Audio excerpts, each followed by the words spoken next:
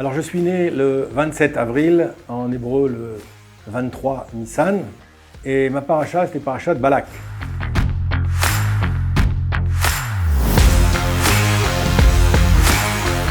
Le souvenir de ma bar mitzvah, en fait j'ai fait ma bar mitzvah, j'avais 12 ans, j'avais pas 13 ans.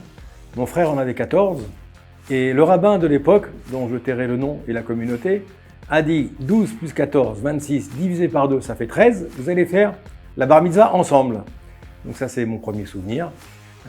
Et deuxième souvenir, c'est que j'étais tellement petit à cette époque-là, j'avais 12 ans donc, on a dû me mettre une petite chaise pour monter, pour arriver à la Théba, pour que je puisse lire le Sefer Torah, parce que j'arrivais pas à la Théba.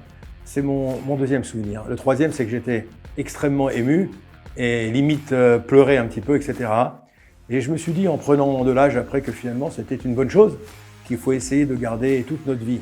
Cette fraîcheur, cette spontanéité, cette intensité, cette émotion quand on doit s'adresser à Kadosh Baruch Hu et lire la Torah.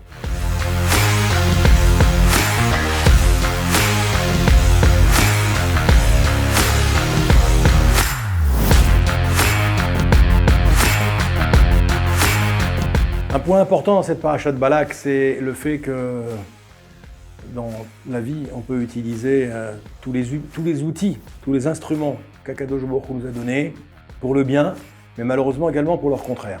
Et on voit qu'Akadosh Baruch Hu a donné aux nations un prophète également, puisqu'il se plaignait de ne pas avoir un prophète de la stature de Moshe Rabbeinu. Et Akadosh Baruch Hu a donné un prophète des nations de la même stature que Moshe Rabbeinu, qui s'appelait Bil'am.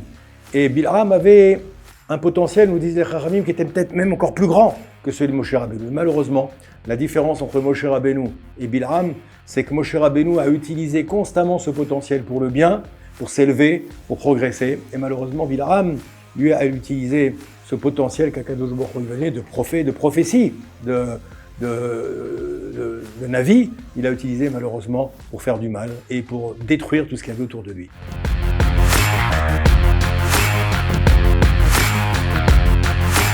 Alors la mission qu'on pourrait peut-être voir à travers cette paracha de Balak et l'enseignement majeur qu'on pourrait tirer, c'est qu'il faut toujours faire attention à notre comportement, faire attention à notre bouche, faire attention à nos sens, nos yeux, nos oreilles, notre bouche, toujours ne proférer que des paroles positives, que des paroles de bénédiction, d'encouragement. Regardez la vie, regardez les gens avec les yeux également toujours de manière positive, jamais de manière négative, même quand on est énervé.